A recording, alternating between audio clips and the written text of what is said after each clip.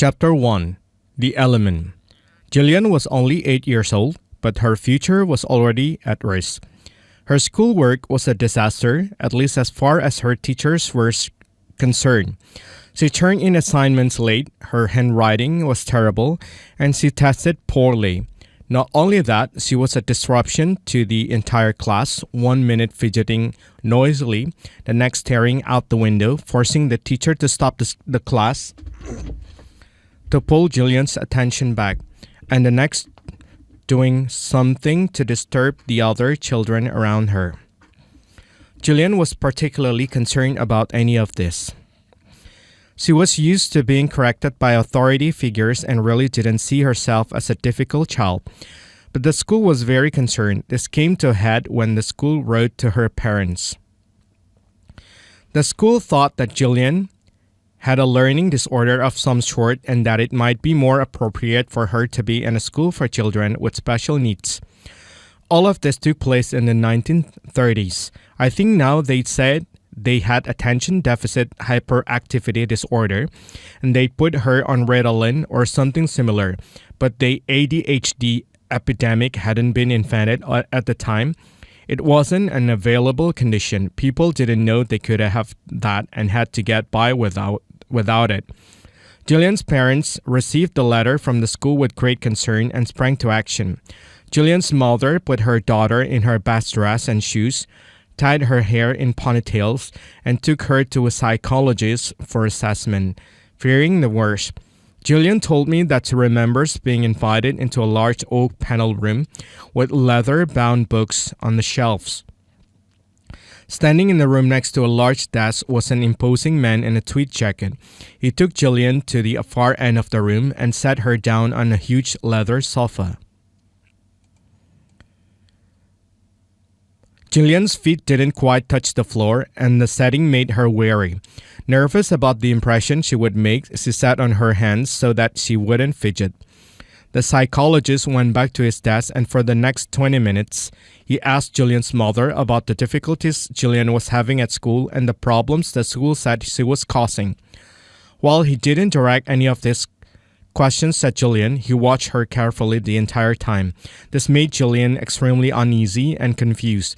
Even at this tender age, she knew that this man would have a significant role in her life. She knew that it meant to attend a special school, and she didn't want anything to do with that. She genuinely didn't feel that she had any real problems, but everyone else seemed to believe she did. Given the way her mother answered the questions, it was possible that even she felt this way. Maybe Jillian thought they were right. Eventually, Jillian's mother and the psychologist stopped talking. The man rose from his desk, walked to the sofa, and sat next to the little girl. "Jillian, you've been very patient, and I thank you for that," he said. "But I'm afraid you'll have to be patient for a little longer. I need to speak to your mother privately now. We're going to go out of the room for a few minutes. Don't worry, we won't be very long." Jillian nodded apprehensively, and the two adults left her sitting there on her own. But as he was leaving the room, the psychologist leaned across his desk and turned on the radio. As soon as they were in the corridor outside the room, the doctor said to Jillian's mother, "Just stand here for a moment and watch what she does." There was a window into the room, and they stood to one side of it, where Jillian couldn't see them. Nearly immediately, Jillian was on her feet, moving around the room to the music. The two adults stood watching quietly for a few minutes, transfixed by the girl's grace. Anyone would have noticed there was something natural, even primal, about Jillian's movements, just as they would have surely caught the expression of utter pleasure on her face.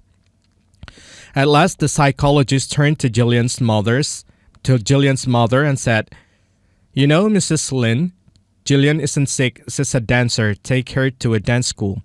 I asked Jillian what happened then. She said her mother did exactly what the psychiatrist suggested. "I can't tell you how wonderful it was," she told me. "I walked into this room and it was full of people like me, people who couldn't sit still, people who had to move the thing."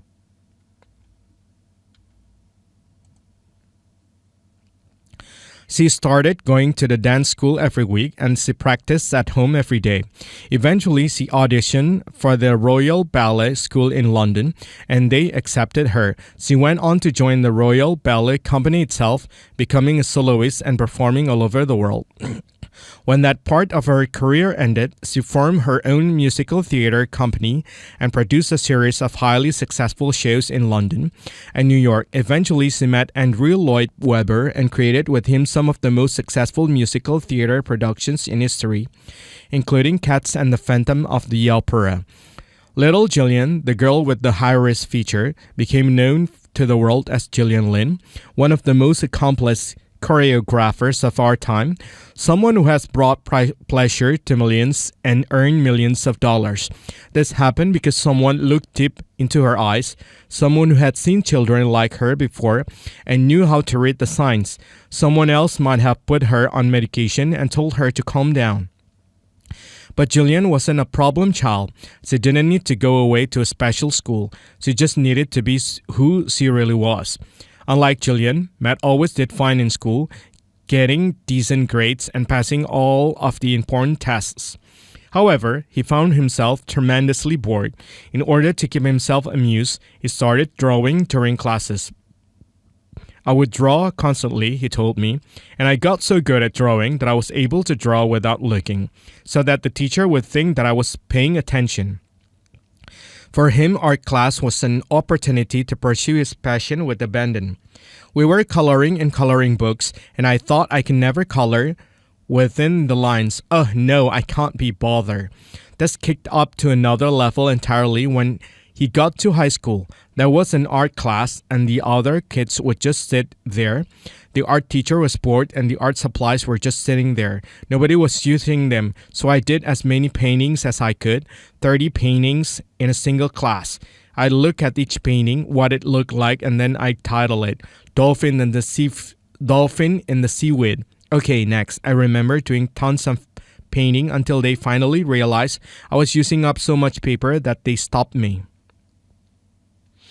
There was the thrill of making something that did not exist before. As my technical prowess increased, it was fun to be able to go, oh, that actually looks vaguely like what it's supposed to look like. But then I realized that my drawing was not getting much better, so I started concentrating on stories and jokes. I thought that was more entertaining. Matt Groening, known around the world as the creator of The Simpsons, found his true inspiration in the work of other artists whose drawings lack technical mastery but who combine their distinctive art styles with inventive storytelling. What I found encouraging was looking at people who couldn't draw who were making their living. Like James Thurber, John Lennon was also very important to me. His books, in his own right and a Spaniard in the works, are full of his own really crummy drawings, but funny prose poems and crazy stories. I went through a stage where I tried to imitate John Lennon. Robert Crumb was also a huge influence. His teachers and his parents, even his father, who was a cartoonist and filmmaker, tried to encourage him to do something else with his life.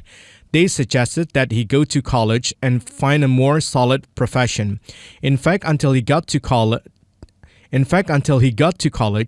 a non-traditional school without grades or required classes, he'd found only one teacher who had truly inspired him. My first grade teacher saved paintings I did in class. She actually saved them. I mean, for years. I was touched because there's hundreds of people going through here. Her name is Elizabeth Hoover. I named a character on The Simpsons after her. The disapproval of authority figures led him undeterred. The disapproval of authority figures led him undeterred because in his heart, Matt knew what truly inspired him. I knew as a kid when we were playing and making up stories and using little figurines, dinosaurs, and stuff like that, I was going to be doing this for the rest of my life. I saw grown-ups with briefcases going to office buildings and I thought, I can't do that. This is all I really want to do. This is all I really want to do. I was surrounded by other kids who felt the same way, but gradually they peeled off and they got more serious. For me, it was always about playing and storytelling. I understood the series of stages I was supposed to go through. You go to high school, you go to college, you get a credential, and then you go out and get a good job. I knew it wasn't going to work for me. I knew I was going to be drawing cartoons forever. I found friends who had the same interests at school. We hung out together and we'd draw comics and then bring them to school and show them to each other.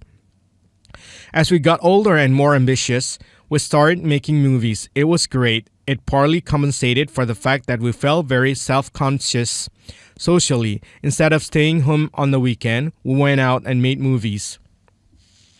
Instead of going to the football games on Friday night, we would go to the local university and watch underground films. I made a decision that I was going to live by my wits. And by the way, I didn't think it was going to work. I thought I was going to be working at some lousy job doing something that I hated. My vision was that I'd be working in a tire warehouse. I have no idea why I thought it was a tire warehouse. I thought I'd be rolling tires around and then on my break, I'd be drawing cartoons. Things turned out rather differently from that. Matt moved to LA, eventually placed his comic strip Life in Hell with LA Weekly, and began to make a name for himself. This led to an invitation from the Fox Broadcasting Company to create short animated segments for the Tracy Ullman Show. During his pitch to Fox, he invented The Simpsons on the spot. He literally had no idea he was going to do this before he went into the meeting. The show evolved into a half-hour program and has been running on Fox every Sunday for 19 years as of this writing. In addition, it has generated movies, comic books, toys, and countless other merchandise. In other words, it is a pop culture empire. Yet none of this would have happened if Matt Groening had listened to those who told him he needed to pursue a real career. Not all successful people disliked school or did badly there. Paul was still a high school student, one with very good grades, when he walked into a University of Chicago lecture hall for the first time. He didn't realize as he did so that the college was one of the leading institutions in the world for the study of economics. He only knew that it was close to his home. Minutes later, he was born again, as he wrote in an article. That day's lecture was on Malthus's theory that human population would reproduce like rabbits until their density per acre of land reduced their wage to a bare subsistence level, where an increased death rate came to equal the birth rate. So easy was it to understand all the simple differential equation stuff that I suspected wrongly that I was missing out on some mysterious complexity.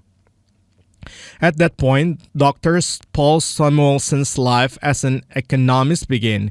It is a life he describes as pure fun, one that has seen him serve as a professor at MIT, become president of the International Economic Association, write several books including the best-selling economics textbook of all time, and hundreds of papers, have a significant impact on public policy, and in 1970 become the first American to win the Nobel Prize in economics. As a precocious youngster, I had always been good at logical manipulation and puzzle-solving IQ tests. So if economics was made for me, it can be said that I too was made for economics. Never underestimate the vital importance of finding early in life the work that for you is play. This turns possible underachievers into happy warriors. 3 stories, 1 message. Gillian Lynn, Matt Groening, and Paul Samuelson are three very different people with 3 very different stories.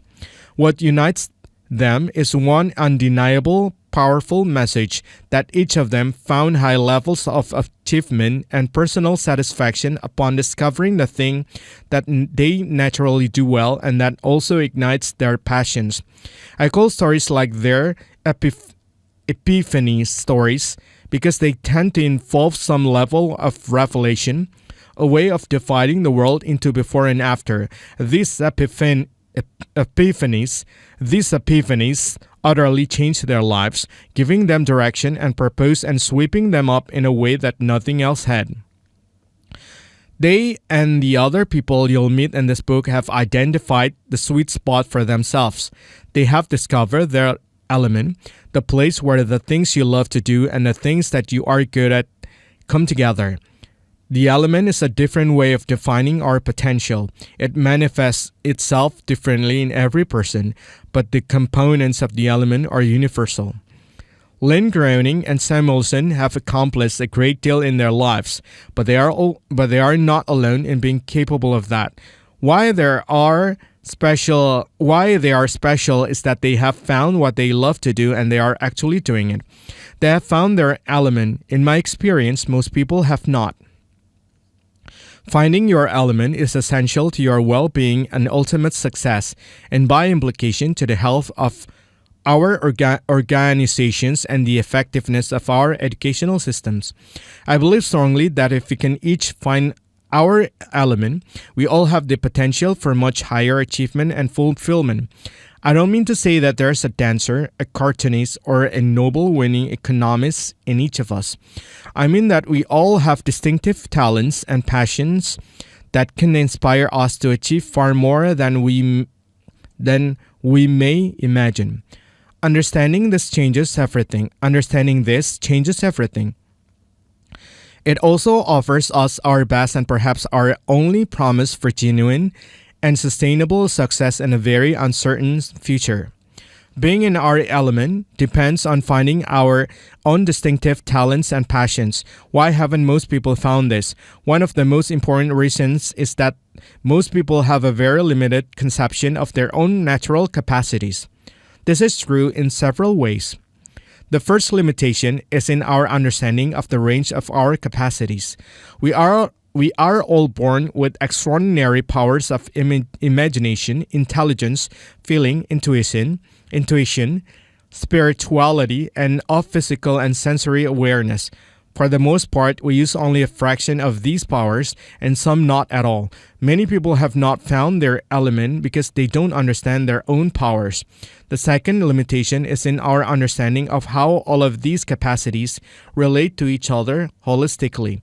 For the most part, we think that our minds, our bodies, and our feelings and relationships with others operate independent of each other, like separate systems. Many people have not found their element because they don't understand their true organic nature. The third limitation is in our understanding of how much potential we have for growth and change. For the most part, people seem to think that life is linear, that our capacities decline as we grow older, and that opportunities we have missed are gone forever. Many people have not found their element because they don't understand their constant potential for renewal. This limited view of our own capacities can be compounded by our peer groups, by our culture, and by our own expectation of ourselves. A major factor for everyone, though, is education. One size does not fit all. Some of the most brilliant, creative people I know did not do well at school. Many of them didn't really discover what they could do and who they really were until they left school and recovered from their education. I was born in Liverpool, England, and in the 1960s I went to a school there, the Liverpool Collegiate. On the other side of the city was the Liverpool Institute. One of the pupils there was Paul Mccartney. Paul spent most of his time at the Liverpool Institute fooling around. Rather than studying intently when he got home, he devoted the majority of his hours out of school to listening to rock music and learning the guitar.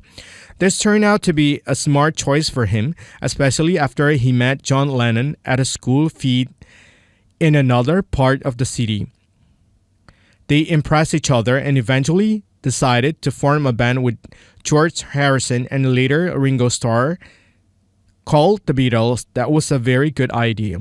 By the mid-1980s, both the Liverpool Collegiate and the Liverpool Institute had closed. The building stood empty and derelict.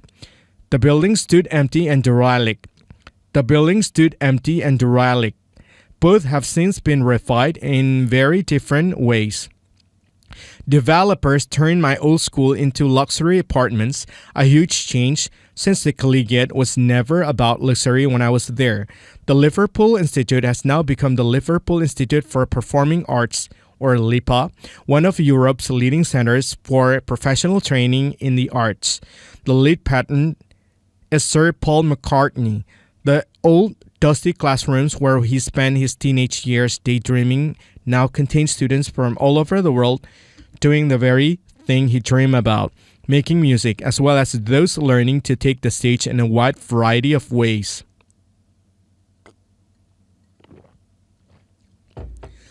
I had a role in the early development of LIPA, and on its 10th anniversary, the directors rewarded me with a companionship of the school.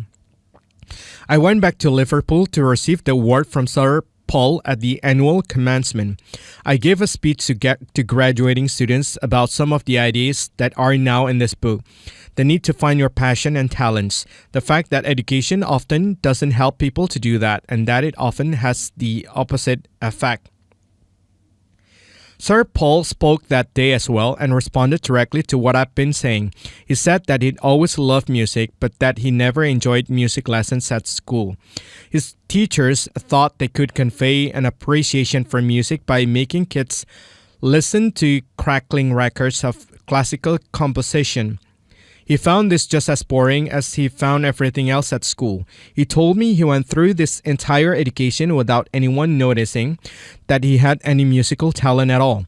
He even applied to join the choir of Liverpool Cathedral and was turned down. They said he wasn't a good enough singer. Really?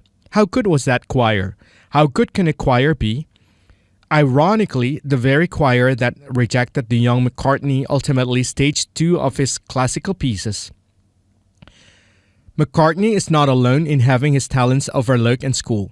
Apparently, organizers kept Elvis Presley from joining his school's glee club. They said his voice would ruin their sound. Like the choir at the Liverpool Cathedral, the Glee Club had standards to uphold. We all know the tremendous heights the Glee Club scaled once they managed to keep Elvis out. A few years ago, I spoke at a number of events on creativity with John Cleese from Monty Python. I asked John about his education. Apparently, he did very well at school, but not at comedy, the thing that actually shaped his life. He said that he went all the way from kindergarten to Cambridge and none of his teachers noticed that he had any sense of humor at all. Since then, quite a few people have decided he does. If these were isolated examples, there'd be little point in mentioning them, but they're not. Many of the people you'll meet in this book didn't do well at school or enjoy being there. Of course, at least as many people do well in their schools and love what the education system has to offer, but too many graduate or leave early, unsure of their real talents and equally unsure of what direction to take next. Too many feel that what they're good at isn't valued by school. Too many things they're not good at anything.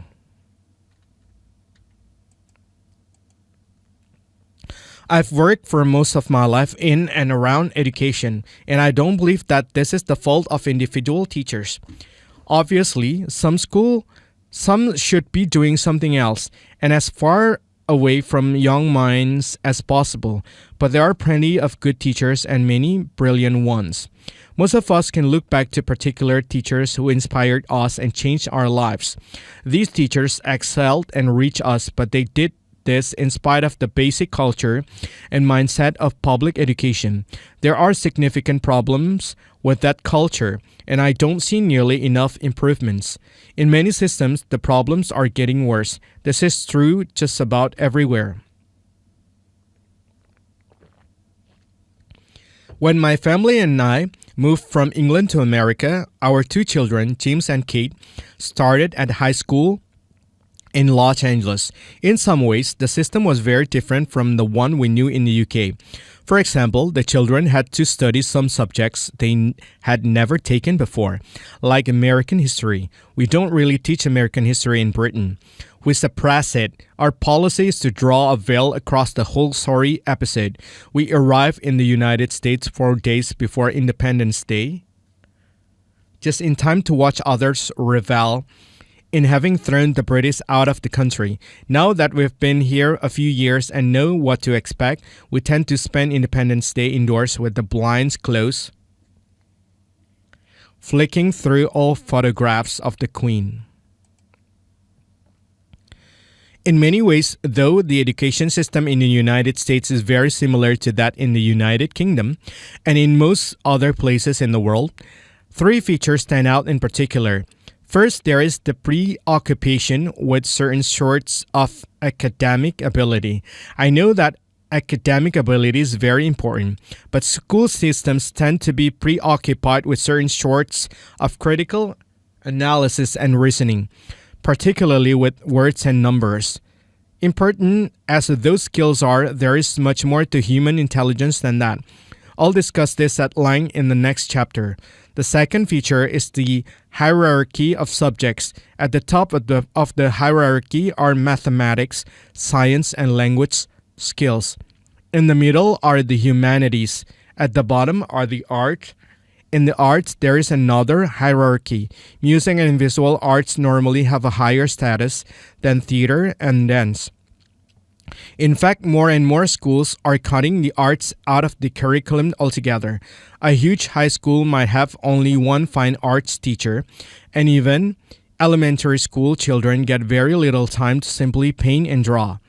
The third feature is the growing reliance on particular types of assessment.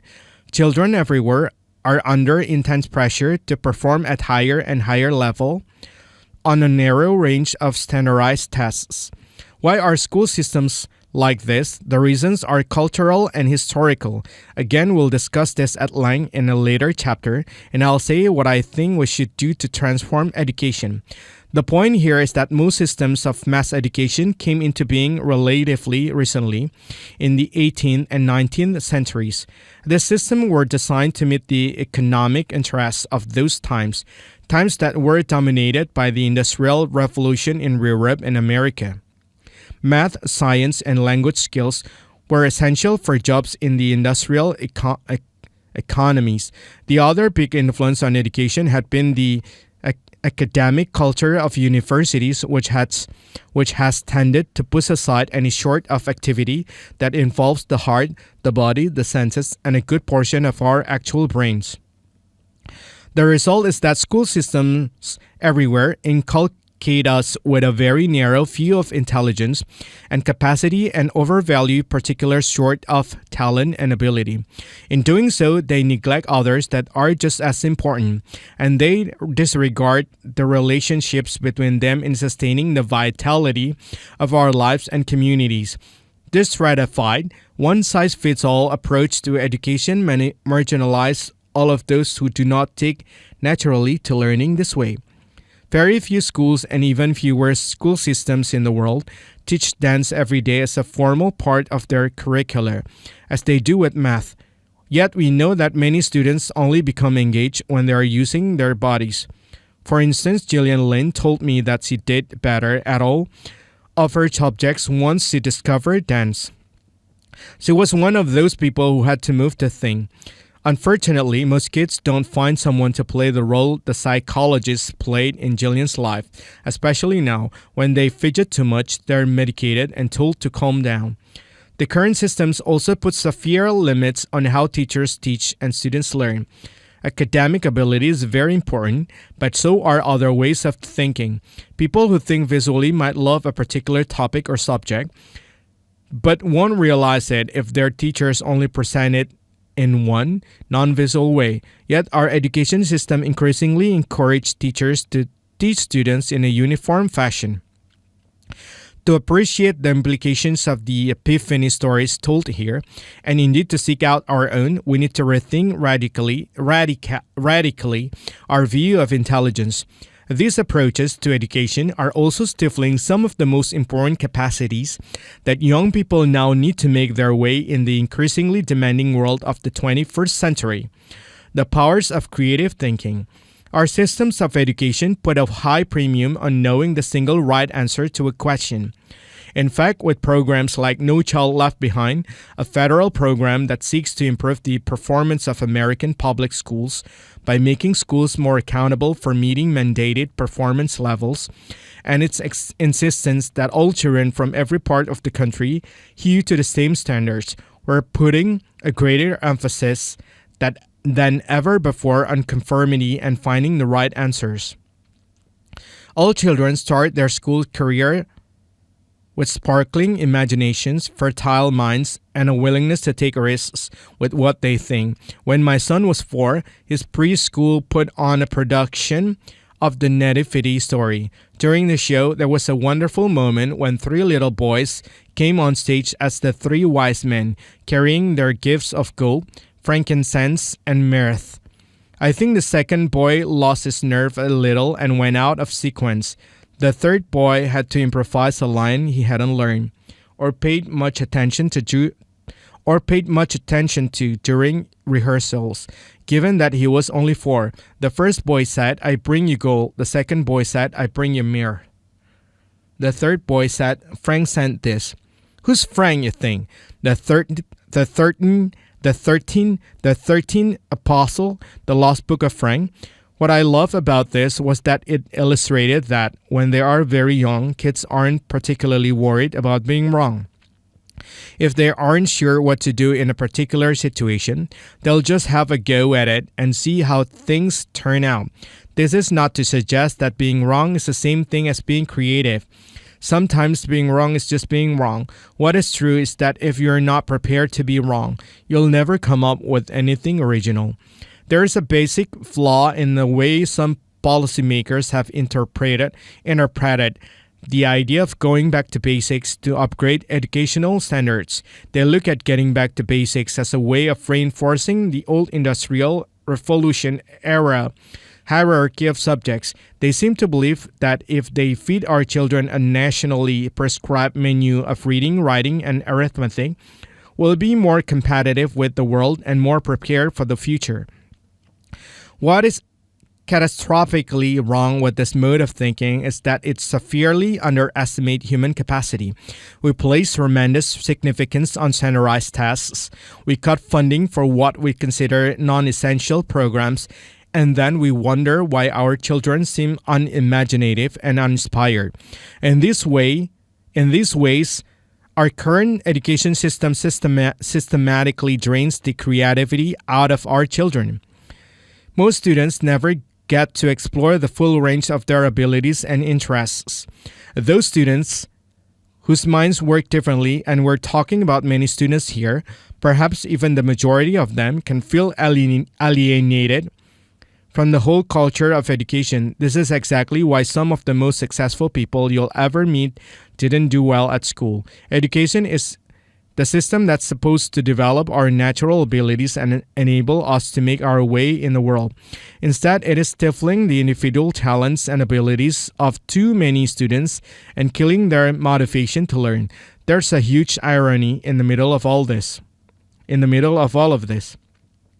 The reason many school systems are going in this direction is that politicians seem to think that it's essential for economic growth and competitiveness and to help students get jobs.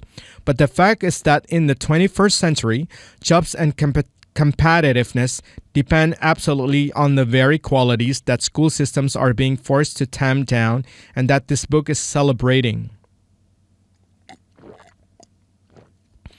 Businesses everywhere say they need people who are creative and can think independently. But the argument is not just about business, it's about having lives with purpose and meaning in and beyond whatever work we do. The idea of going back to basics isn't wrong in and of itself. I also believe we need to get our kids back to basics. However, if we're really going to go back to basics, we need to go all the way back. We need to rethink the basic nature of human ability and the basic purposes of education now. There was a time in our history when the steam engine reigned supreme. It was powerful, it was effective, and it was significantly more efficient than the propulsion system that came before it. Eventually, though, it no longer served the needs of the people, and the internal combustion engine ushered in a new paradigm. In many ways, our current education system is like the steam engine, and it's running out of steam rather quickly. This problem of old thinking hardly ends when we leave school. These features of education are replicated in public institutions and corporate organization. And the cycle goes around and around. As anyone in the corporate world knows, it's very easy to be typed early in your career. When this happens, it becomes exceedingly difficult to make the most of your other and perhaps truer talents. If the corporate world sees you as a financial type, you'll have a difficult time finding employment on the creative side of the business. We can fix this by thinking and acting differently ourselves and in our organizations. In fact, it is essential that we do. The pace of change. Children starting school this year will be retiring in 2070. No one has any idea of what the world will look like in 10 years' time, let alone in 2070. There are two major drivers of change, technology and demography. Technology and demography. Technology, especially digital technology, is developing at a rate that most people cannot properly grasp. It is also contributing to what some pundits are calling the biggest generation gap since rock and roll. People over the age of 30 were born before the digital revolution really started. We have learned to use digital technology, laptops, cameras, personal digital assistants, the internet as adults, and it has been something like learning a foreign language. Most of us are okay, and some are even expert. We do emails and PowerPoint, surf the internet, and feel we're at the cutting edge. But compared to most people under 30 and certainly under 20, we are fumbling amateurs. People of that age were born after the digital revolution began. They learned to speak digital as a mother tongue. When my son James was doing homework for school, he would have 5 or 6 windows open on his computer. Instant Messenger was flashing continuously, his cell phone was constantly ringing, and he was downloading music and watching the TV over his shoulder. I don't know if he was doing any homework, but he was running an empire as far as I could see, so I didn't really care. But younger children who are growing up with even more sophisticated technologies are already outperforming teenagers of this generation, and this revolution is not over. In fact, it's barely begun. Some suggest that in the near future, the power of laptop computers will match the computing power of the human brain. How is it going to feel when you give your computer an instruction and it asks you if you know what you're doing? Before too long, we may see the merging of information system with human consciousness. If you think about the impact in the last 20 years of relatively simple digital technologies on the work we do and how we do it, and the impact these technologies have had on national economies, think of the changes that lie ahead. Don't worry if you can't predict them. Nobody can. Add to this the impact of population growth. The world population has doubled in the past 30 years from 3 to 6 billion. It may be heading for 9 billion by the middle of the century. This great new mass of humanity will be using technologies that have yet to be invented in ways we cannot imagine, and in jobs that don't yet exist. These driving cultural and technological forces are producing profound shifts in the world economies and increasing diversity and complexity in our daily lives, and especially in those of young people. The simple fact is that these are times of unprecedented global change. We can identify trends for the future, but accurate predictions are almost impossible.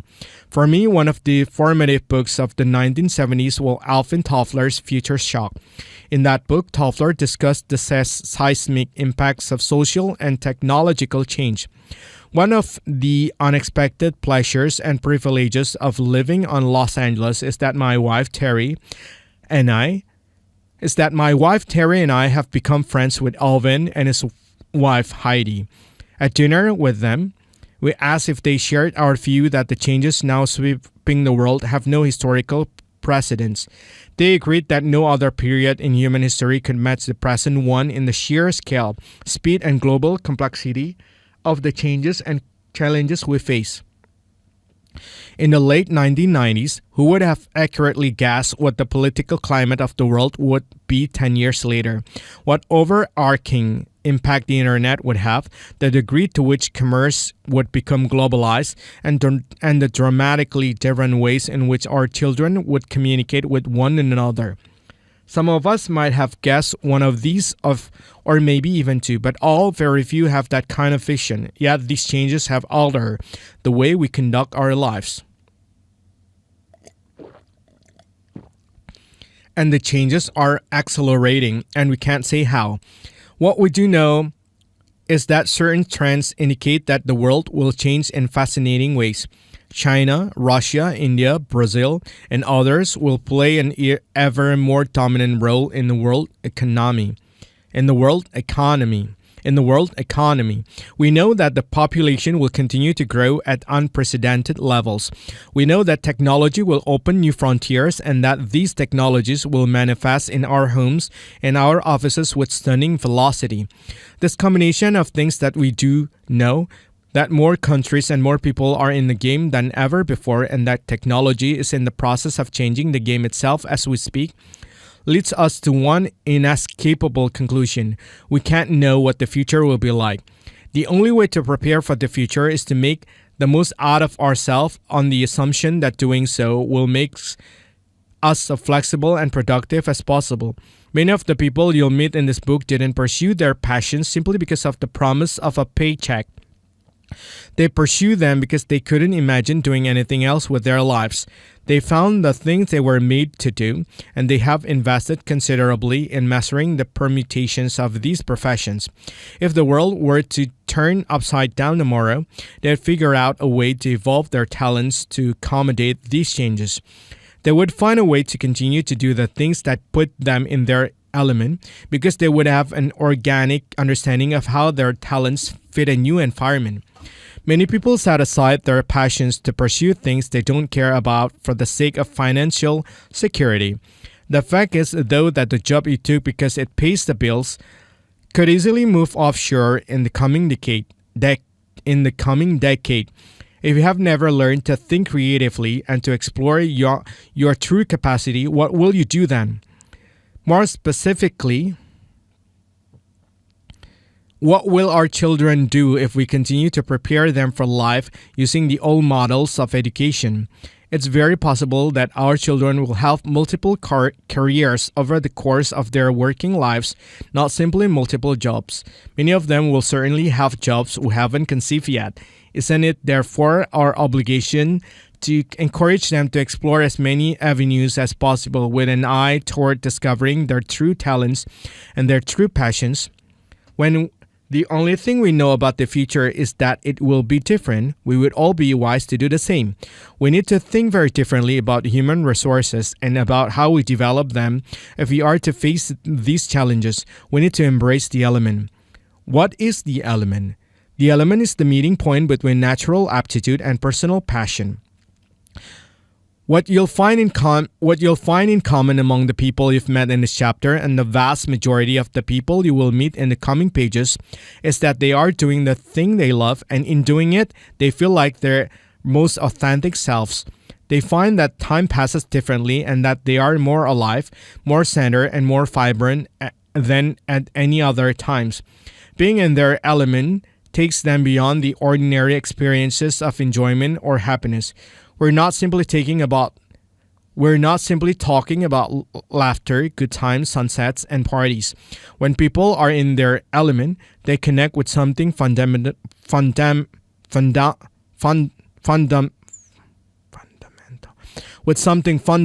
to their sense of identity, purpose, and well-being. Being there provides a sense of self-revelation, of defining who they really are and what they're really meant to be doing with their lives.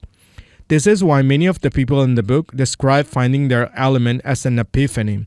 How do we find the element in ourselves and in others? There isn't a rigid formula. The element is different for everyone. In fact, that's the point. We aren't limited to one element, by the way. Some people may feel a similar passion for one or more activities and may be equally good at them. Others may have a singular passion and aptitude that fulfills them far more than anything else does.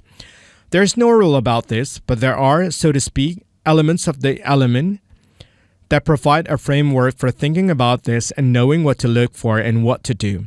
The element has two main features, and there are two conditions for being in it. The features are aptitude and passion. The conditions are attitude and opportunity. The sequence goes something like this. I get it, I love it, I want it. Where is it? I get it. An aptitude is a natural facility for something. It is an intuitive feel or a grasp of what that thing is, how it works, and how to use it. Gillian Lynn has a natural feel for dance, Matt Groening for telling stories, and Paul Samuelson for economics and math. Our aptitudes are highly personal. They may be for general types of activity like math, music, sport, poetry, or political theory.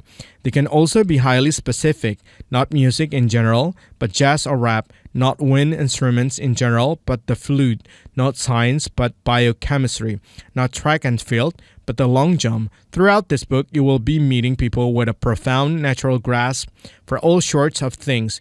They're not good at everything, but at something in particular.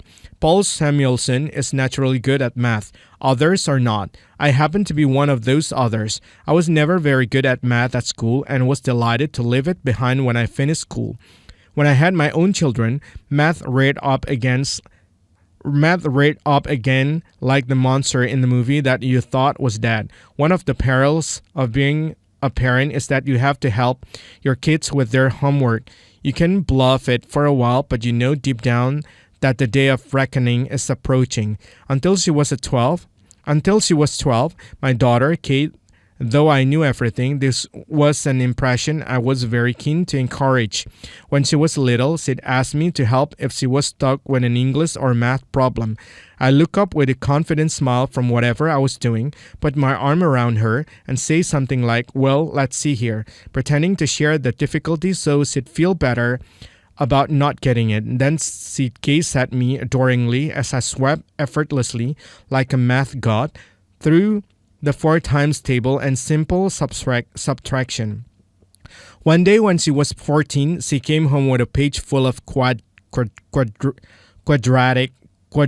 equations, and I felt the familiar cold sweat.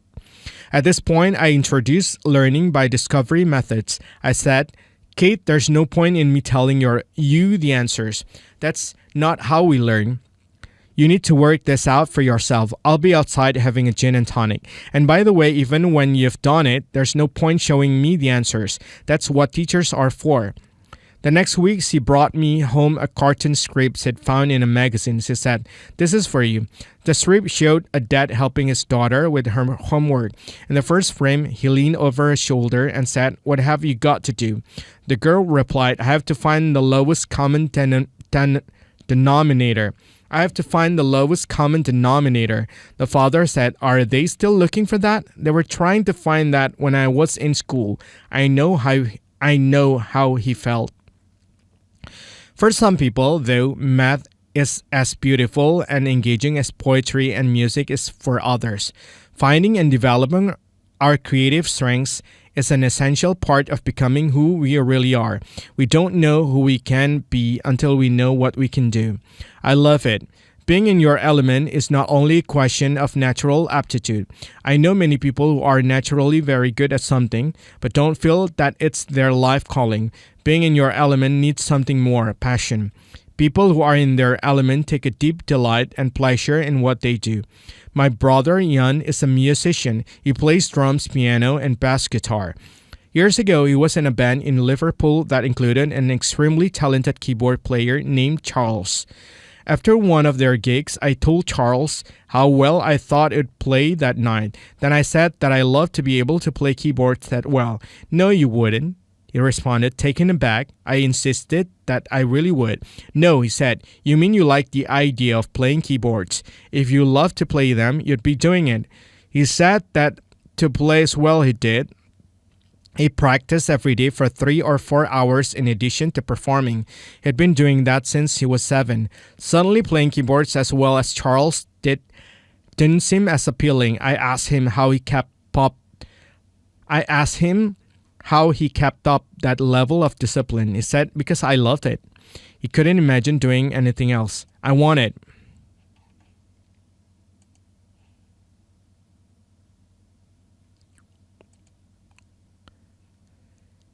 Attitude is our personal perspective on ourselves.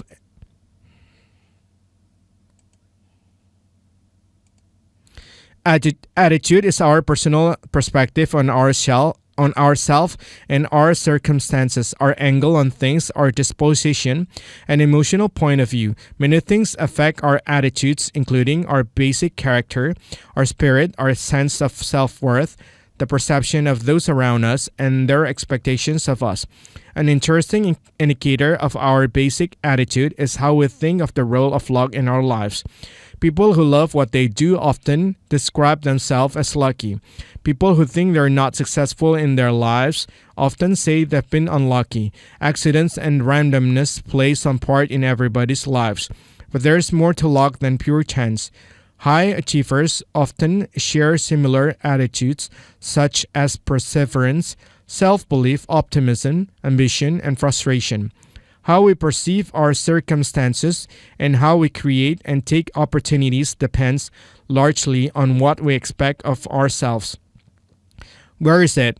Without the right opportunities, you may never know what your aptitudes are or how far they might take you. There aren't many bronco riders in the Antarctic. There aren't many bronco riders in the Antarctic. There aren't many bronco riders in the Antarctic or many pearl divers in the Sahara Desert. Aptitudes don't necessarily become obvious unless there are opportunities to use them. The implication, of course, is that we may never discover our true element. A lot depends on the opportunities we have, on the opportunities we create, and how and if we take them. Being in your element often means being connected with other people who share the same passions and have a common sense of commitment. In practice, this means actively seeking opportunities to explore your aptitude in different fields.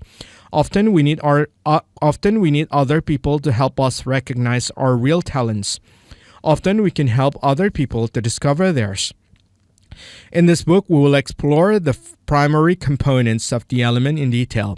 We will analyze the traits that people who have found the element share, look at the circumstances and conditions that bring people closer to it, and identify deterrents that make embracing the element harder.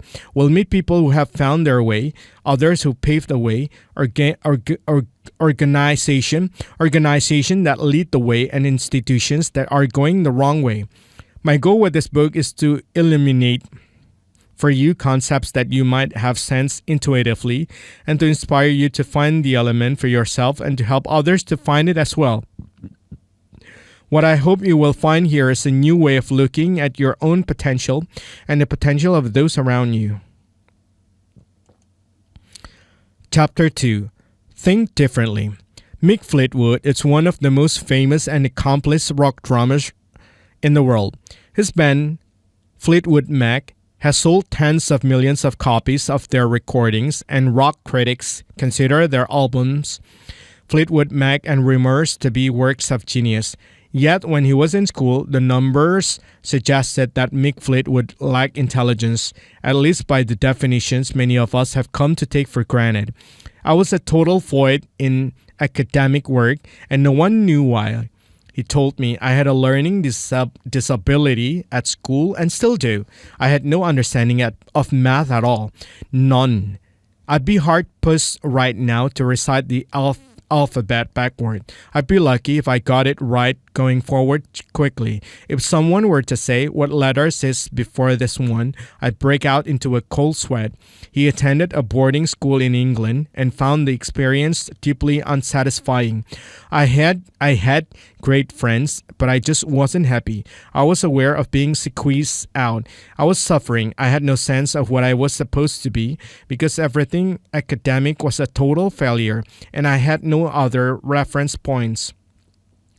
Fortunately for Mick and for anyone who later bought his albums or attended his concerts, he came from a home where his family saw beyond the limits of what they taught and tested in schools.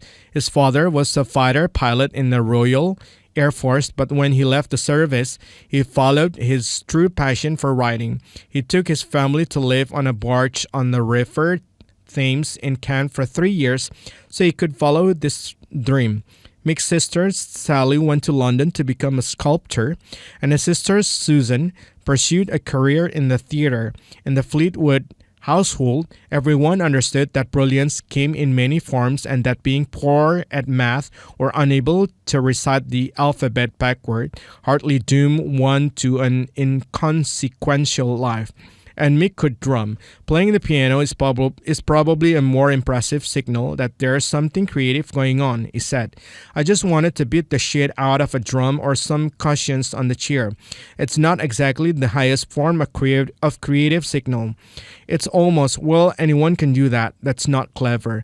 But I started doing this tapping business and it turned out to be the make or break for me.